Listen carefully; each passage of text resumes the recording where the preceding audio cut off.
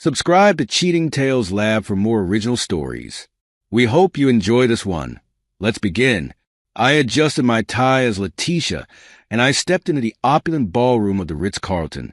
The annual gala for Stratton and Ackerman Investment Bank was in full swing. The air filled with the chatter of colleagues and the clinking of champagne flutes. "You look beautiful tonight," I told Letitia, admiring how her midnight blue gown accentuated her figure. She gave me a distracted smile before her eyes darted across the room. I followed her gaze and saw Andre Ackerman, my business partner and CEO, glancing in our direction as we made our way through the crowd. Exchanging pleasantries with co-workers and clients, I kept a watchful eye on Letitia and Andre. Throughout the evening, I noticed their furtive glances, the way Andre's hand lingered a bit too long on Letitia's lower back during a conversation, and Letitia's frequent absences from the main hall. "I'm going to powder my nose," Letitia said for the third time that night, her perfume lingering as she slipped away. I nodded, maintaining my composure as I engaged in small talk with the CFO's wife.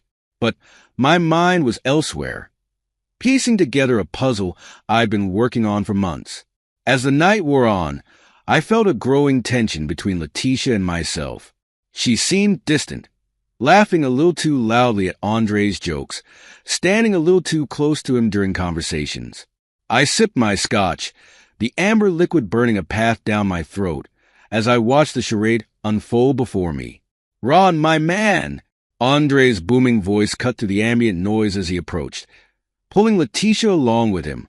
The scent of expensive cologne and top-shelf whiskey wafted towards me. "Great party, isn't it?" I nodded, noting how Andre's arm was draped possessively around Letitia's waist. "It certainly is, Andre. You've outdone yourself this year." Andre's eyes, glazed with alcohol, narrowed as he looked at me.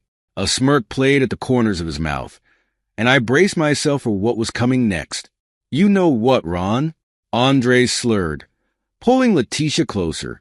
"I've got a little secret for you. Your wife here, she's been coming to me for years. Better performance. If you know what I mean, right, sweetheart." He turned to Letitia, whose face had drained of color. "Oh, and those kids of yours? They're mine, too." The room seemed to fall silent, though I knew the party continued around us. Letitia's eyes widened in horror, darting between Andre and me. I could see the panic rising in her, the realization that her carefully constructed world was about to come crashing down. But I was prepared for this moment. I had anticipated it, planned for it. I took a slow sip of my scotch, letting the silence stretch for a moment before I responded. "Funny you say that, Andre," I said, my voice calm and steady. "Your wife's been telling me the same thing. We've known each other for months now. She told me everything. I've been quietly securing my assets for weeks." The effect was immediate. Andre's smug grin faltered, replaced by a look of confusion and then dawning horror. Letitia gasped, her hand flying to her mouth as she stared at me in disbelief. "You're bluffing," Andre stammered, but the uncertainty in his voice betrayed him. I simply smiled, raised my glass in a mock toast, and walked away, leaving them to grapple with the implications of my words. As I made my way through the crowd, I could feel their eyes on me, hear the whispers starting to circulate, but I held my head high, knowing that this was just the beginning. The ride home was silent, the tension in the car palpable. Letitia stared out the window, her reflection in the glass showing a mixture of fear and defiance. I focused on the road ahead, my mind already racing with the next steps in my plan. As we pulled into the driveway of our penthouse, I knew that the real confrontation was about to begin. The carefully constructed facade of our marriage was about to shatter, and I was ready for whatever came next. The elevator ride up to our penthouse was excruciatingly silent. Letitia's fingers drummed nervously against her clutch, while I stood stoically, watching the floor numbers tick upward. As soon as we entered our home, the dam broke. "What the hell was that about, Ron?" Letitia hissed, tossing her clutch onto the marble countertop. "How dare you embarrass me like that in front of everyone?" I calmly poured myself a glass of water, buying time as I formulated my response. I embarrassed you? That's rich, Letitia. Tell me, how long have you been sleeping with Andre? Her face contorted in a mix of shock and indignation. What are you talking about? Andre was drunk. He was lying. You can't possibly believe. Stop. I cut her off, my voice low but firm. Just stop. I know everything, Letitia. I've known for months. She faltered, her bravado cracking slightly. You're being ridiculous. I would never. I walked over to my study, retrieving a thick manila folder from my desk drawer. I hired a private investigator, I said, returning to the living room. I have photos, hotel receipts, text messages, everything. Letitia's face paled as I spread the contents of the folder on the coffee table. Her eyes darted from image to image, her and Andre entering various hotels. Screenshots of intimate text exchanges, credit card statements showing purchases she couldn't explain. How could you do this? She whispered, her voice barely audible. I laughed humorlessly. How could I do this? How could you, Letitia? 15 years of marriage, 2 children, and you throw it all away for what? Some cheap thrills with Andre. Tears welled up in her eyes, but I felt no sympathy. I had cried my own tears months ago when I first discovered the truth. It's not what you think, she stammered. Andre and I, it just happened. You were always working, always at the office. I was lonely, Ron. You have no idea how lonely I've been. I shook my head, disgusted. Don't you dare try to pin this on me. I worked hard to give you and the kids everything you could ever want. If you were unhappy, you should have talked to me, not jumped into bed with my business partner. Letitia's demeanor suddenly shifted, her sadness morphing into anger. Fine, you want the truth? Yes, I've been sleeping with Andre for 3 years now. He makes me feel alive, Ron. When was the last time you even looked at me, really looked at me? Her words stung, but I refused to let it show. 3 years, I repeated, the full weight of her betrayal sinking in. And the kids? Are they? They're yours, she spat. Andre was just drunk and running his mouth. But God, sometimes I wish they weren't. At least then I'd have something that was truly mine. The silence that followed was deafening. I took a deep breath, steadying myself before I spoke again. I've already talked to a lawyer, I said quietly. I'm filing for divorce. Letitia's eyes widened. You can't be serious. Ron, we can work this out. We can go to counseling. Take some time. No. I cut her off firmly. There's no coming back from this, Letitia. It's over. She stared at me for a long moment, realization dawning in her eyes. You've been planning this, haven't you? All this time, you've been, what, gathering evidence? Planning your escape? I nodded, not bothering to deny it. I needed to protect myself.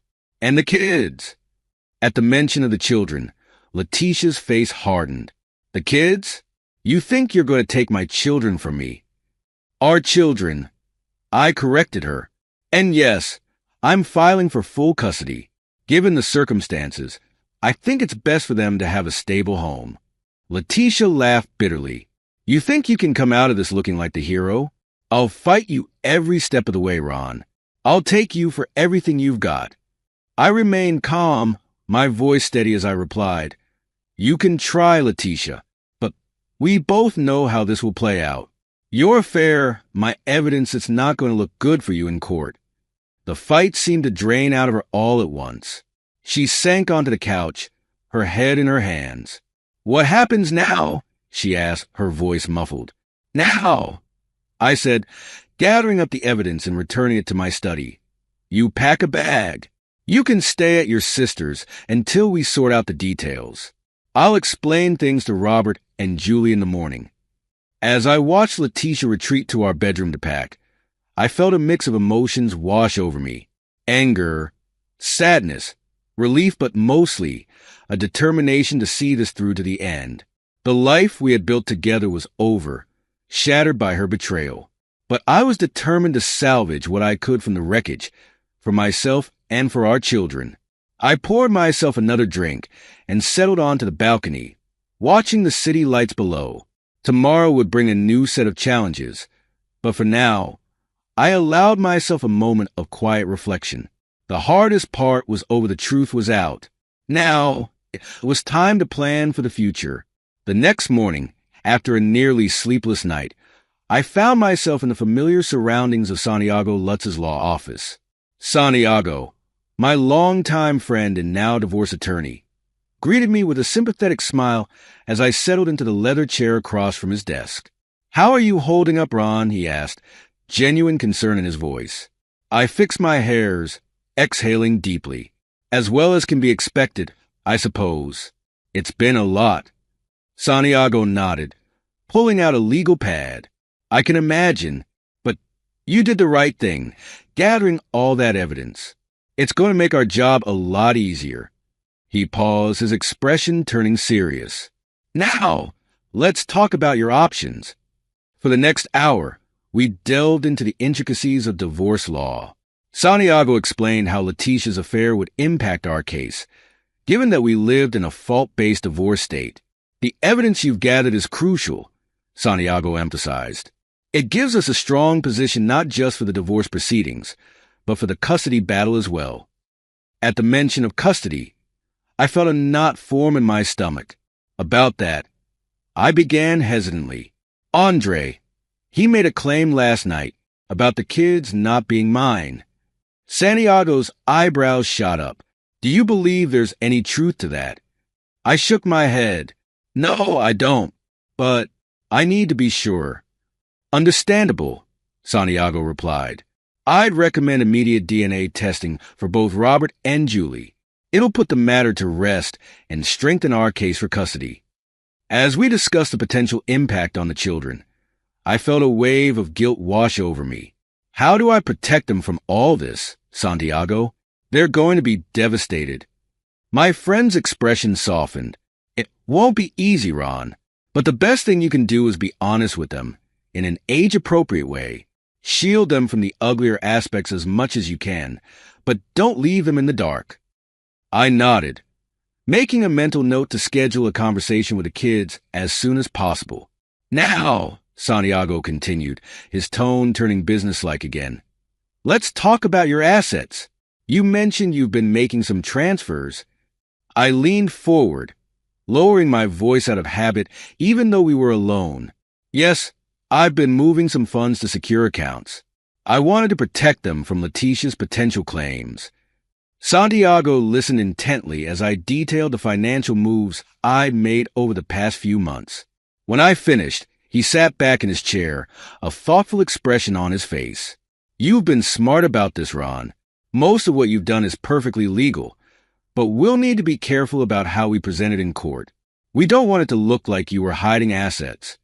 For the next hour, we outlined a strategy for the divorce filing, custody arrangement, and division of assets.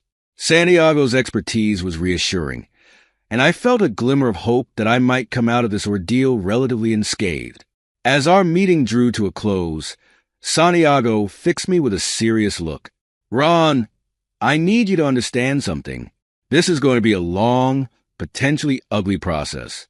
Letitia isn't going to go down without a fight, especially when it comes to the kids and the money." I nodded. "I know, but I'm prepared for whatever comes next." Santiago stood, extending his hand. "All right then, I'll start drawing up the paperwork. In the meantime, try to keep things as civil as possible with Letitia. Document any interactions, and for God's sake, don't do anything rash."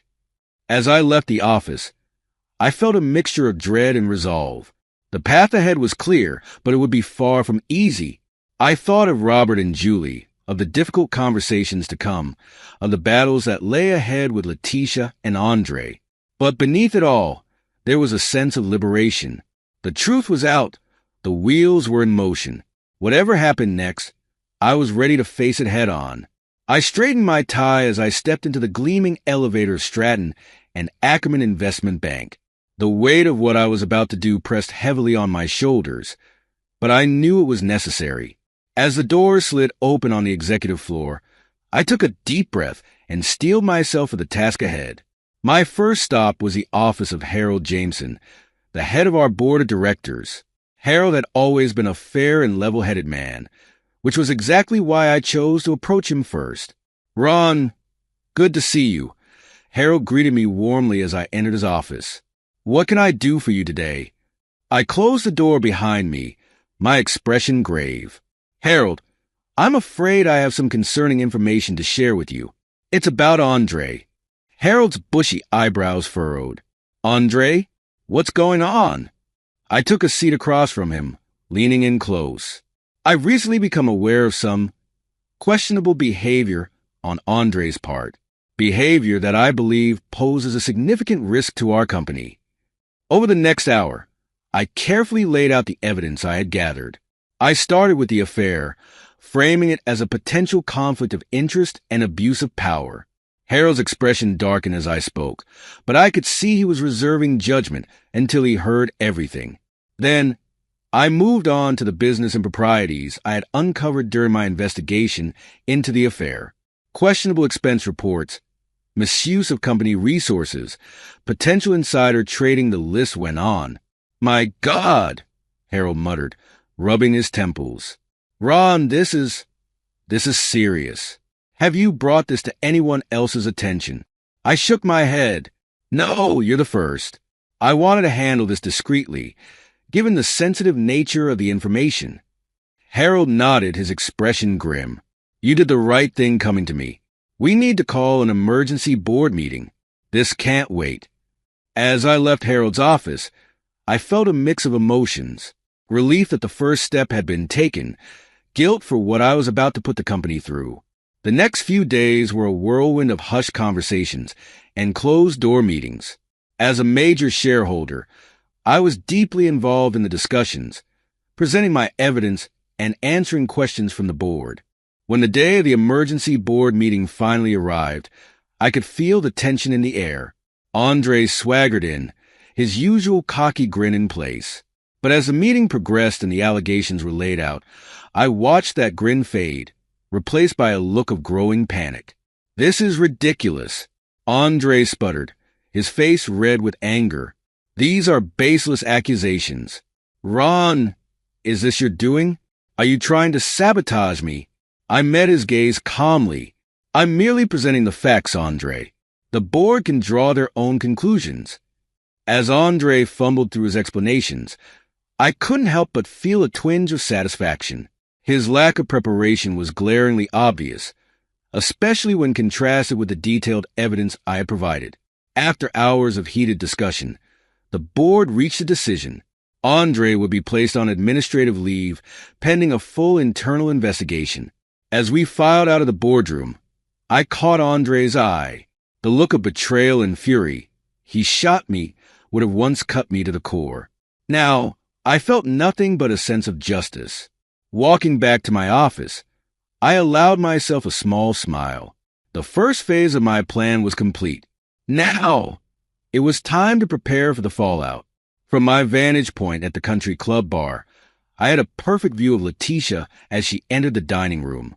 Even from a distance, I could see the tension in her shoulders, the forced smile on her face as she approached a group of women she once called friends. I sipped my scotch, watching as the women's animated conversation died down at Letitia's approach.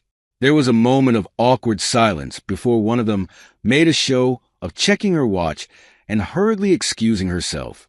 The others quickly followed suit, leaving Letitia standing alone, her smile faltering. It had been 2 weeks since news of the affair had leaked to our social circle. I hadn't planned on it happening so quickly, but in a town like ours, secrets had a way of spreading like wildfire.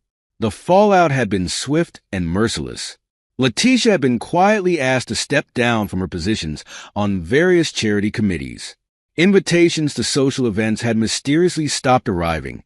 Even here at the country club, where she had once held court like a queen, she was now treated like a pariah. I felt a twinge of guilt as I watched her make her way to a table in the corner, alone. But then I remembered the years of betrayal, the lies, the pain she had caused our family. As I turned back to my drink, I overheard a conversation at a nearby table. "Can you believe the nerve of her showing up here?" a woman's voice hissed. "I know," another replied, "after what she did to Ron. He's such a good man, always so devoted to his family. It's just disgusting." I couldn't help but feel a spark of satisfaction at their words. My reputation had remained intact throughout this ordeal, thanks in large part to the careful way I had handled the situation. I had been nothing but dignified and composed in public, never speaking ill of Letitia or engaging in petty gossip. Finishing my drink, I stood to leave. As I passed Letitia's table, our eyes met for a brief moment. The look of desperation and pleading in her gaze was almost enough to make me falter. Almost. But then I remembered the conversation I'd had with our children just days ago, trying to explain why Mommy wasn't living at home anymore. The confusion and pain in their eyes had steeled my resolve. I gave Letitia a small nod of acknowledgement before continuing on my way. Later that evening, as I sat in my study going over some paperwork, my phone buzzed with a text from Letitia. "Please, Ron, can we talk? I can't do this anymore. Everyone hates me. I've lost everything." I stared at the message for a long moment, my thumb hovering over the reply button. Part of me wanted to respond, to offer some words of comfort, but I knew that any kindness now would only complicate things further. With a heavy sigh, I put the phone down without responding. This was the path Letitia had chosen, and now she had to walk it.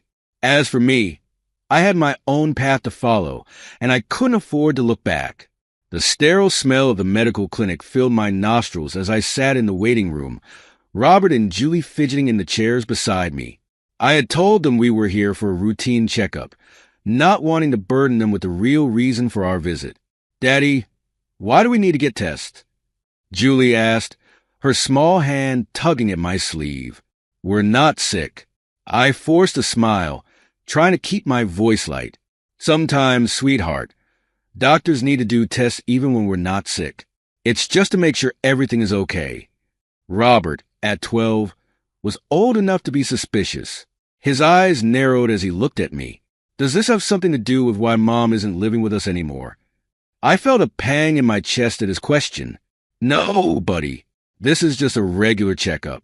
Try not to worry, okay?" As we were called into separate rooms for the tests, I silently prayed that Andre's drunken claims about paternity were nothing more than spiteful lies. The next few days of waiting for the results were some of the longest of my life. When Santiago called me into his office to go over the results, I felt like I could hardly breathe. "Relax, Ron," Santiago said, a reassuring smile on his face as he handed me the envelope. "It's good news. You are, without a doubt, the biological father of both Robert and Julie." The relief that washed over me was so intense I had to sit down. "Thank God," I muttered, running a hand over my face. Santiago's expression turned serious. "Now, we need to discuss our next steps. With the DNA results and the evidence of Letitia's infidelity, we have a strong case for full custody. Are you sure you want to pursue this?" I nodded, my resolve firm. "Absolutely. The kids need stability, now more than ever. They need to be with me." Over the next few weeks, as Santiago prepared our case, I threw myself into being there for Robert and Julie. We had family game nights. I attended every school event, and I made sure to have one-on-one time with each of them.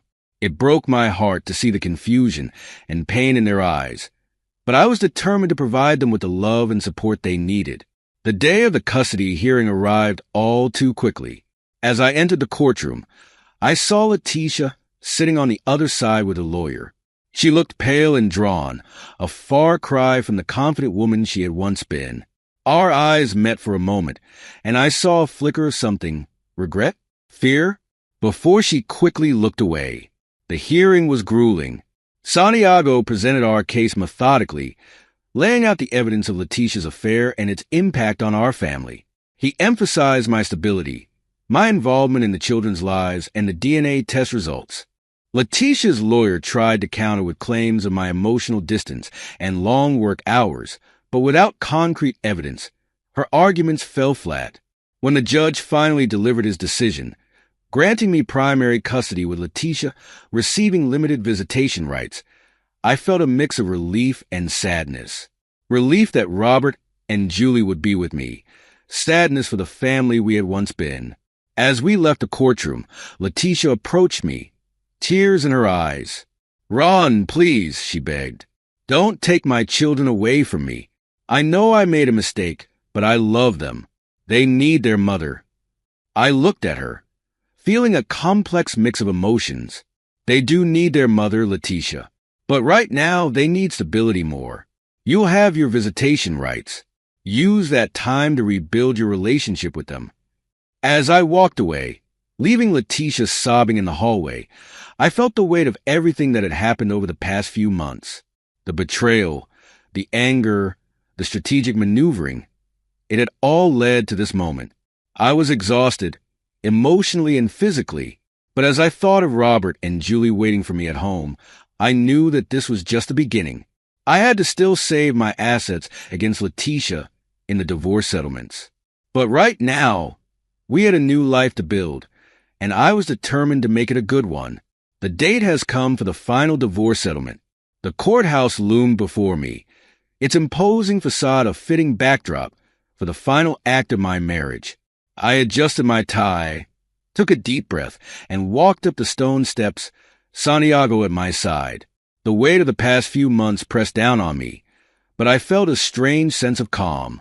This was it, the culmination of all my planning and maneuvering. As we entered the courtroom, I caught sight of Letitia and her lawyer. Our eyes met for a brief moment, and I saw a flicker of something, regret, fear, before she quickly looked away. The proceedings began, and Santiago took center stage. He was masterful, presenting our case with a precision and eloquence that left me in awe. The evidence of Letitia's long-term affair with Andre was laid out methodically, each piece fitting together like a damning puzzle. "Your Honor," Santiago said, his voice resonating through the courtroom. "My client, Mr. Stratton, has been the victim of a profound betrayal. Not only did his wife engage in a 3-year affair with his business partner, but she also allowed Mr. Stratton to continue providing for her and their children under false pretenses." I watched as Letitia squirmed in her seat, her lawyer whispering furiously in her ear. When it was their turn to present their case, I braced myself for what was to come. Letitia's lawyer stood, attempting to paint a picture of me as an emotionally distant workaholic who had driven his client into the arms of another man. "Your Honor, Mrs. Stratton's actions, while regrettable, were the result of years of neglect and emotional abandonment, but their arguments fell flat.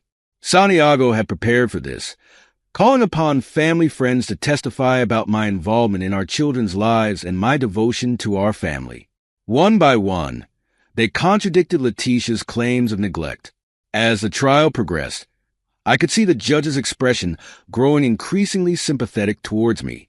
When it came time for the final statements, Santiago delivered the killing blow. "Your Honor, the evidence is clear.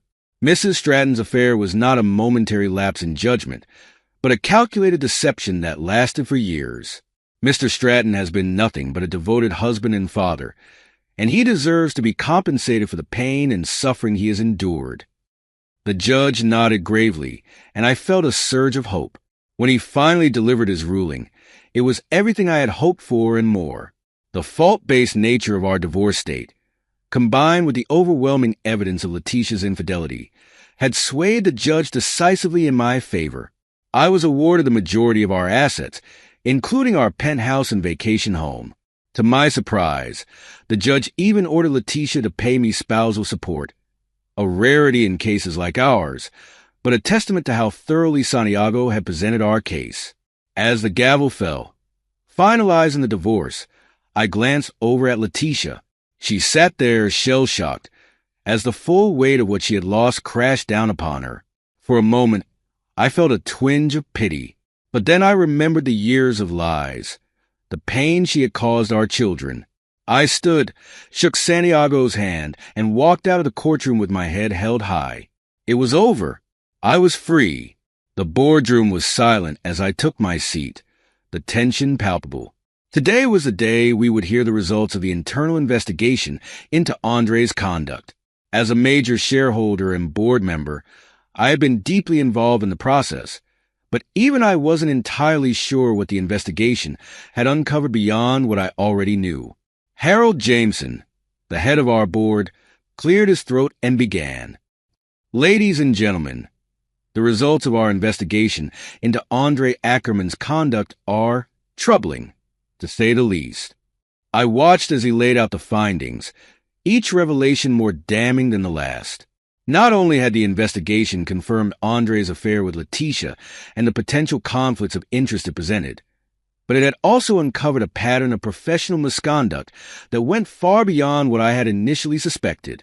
Mr. Ackerman has been using company resources for personal gain, Harold continued, his voice grave. We've found evidence of insider trading, embezzlement, and misuse of company funds for personal expenses. The room erupted into murmurs of shock and disbelief. I sat back, my mind reeling. I had known Andre was corrupt, but the extent of his misconduct was staggering. As the meeting progressed, it became clear that there was only one possible outcome. Andre's position as CEO was untenable. When the vote was called, it was unanimous. Andre Ackerman was to be terminated immediately. I couldn't help but feel a sense of satisfaction as I cast my vote. This was justice, not just for me, but for the company and all the employees who had been unknowingly affected by Andre's actions. As the meeting adjourned, Harold approached me. "Ron, can I have a word?" I nodded, following him to a quiet corner of the room. "Ron, I want you to know that the board has been incredibly impressed with how you've handled this whole situation," Harold began. "Your integrity, your business acumen, it hasn't gone unnoticed." I felt a mix of pride and wariness at his words. "Thank you, Harold. I've just been trying to do what's right for the company." Harold nodded, a small smile on his face. "And that's exactly why we'd like to offer you the position of CEO." I blinked, momentarily stunned. "Harold, I don't know what to say." "You don't have to answer right away," he assured me. "Take some time to think about it. But know that the board is unanimous in this decision. We believe you're the right person to lead us forward after all this upheaval." As I left the office that day, my mind was spinning. CEO of Stratton and Ackerman Investment Bank. It was everything I had ever worked for. But as I thought about Robert and Julie, about the promises I had made to be more present in their lives, I realized I had some serious thinking to do. Over the next few days, I threw myself into developing new policies and procedures for the company.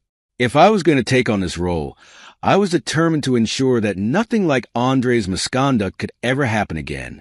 When I finally accepted the position, it was with a sense of purpose and determination. I had weathered the storm, both personally and professionally, and come out stronger.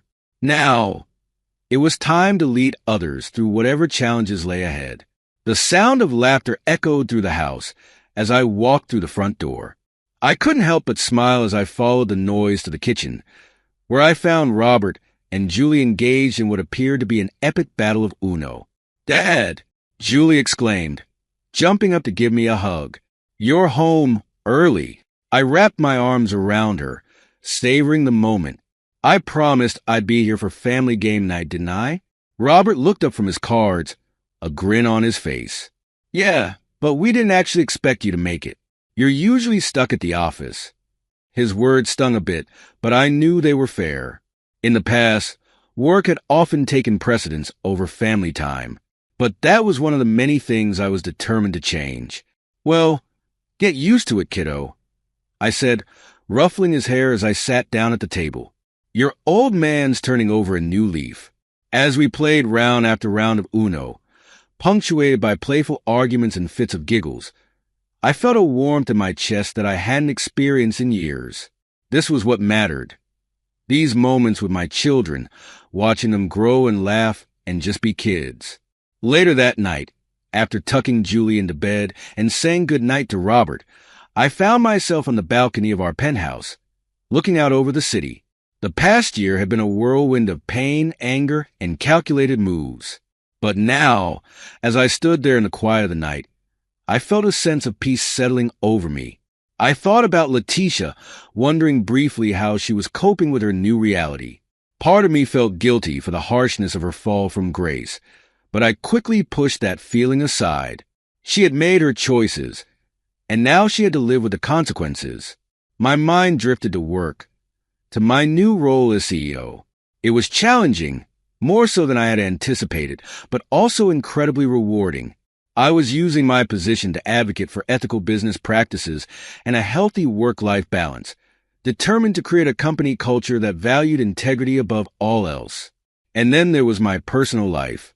I had started dating again cautiously. The experience with Letitia had left its scars, but I was learning to trust again, to open myself up to the possibility of love. As I stood there, reflecting on all that had happened and all that was yet to come, I realized something profound. I was happy, not the shallow, surface-level happiness I had clung to during my marriage, but a deep, genuine contentment. I had weathered the storm, faced my worst fears, and come out stronger on the other side. There would be challenges ahead, of course. Raising 2 kids as a single dad while running a major corporation was no small feat, but for the first time in a long time, I felt ready to face whatever life threw my way. I took a deep breath of the cool night air, feeling a sense of excitement for what the future held. This wasn't just an ending. It was a new beginning, and I was ready for it. This is where our story comes to an end. Share your thoughts in the comment section. Thanks for your time. If you enjoy this story, please subscribe to this channel. Click on the video you see on the screen, and I will see you there.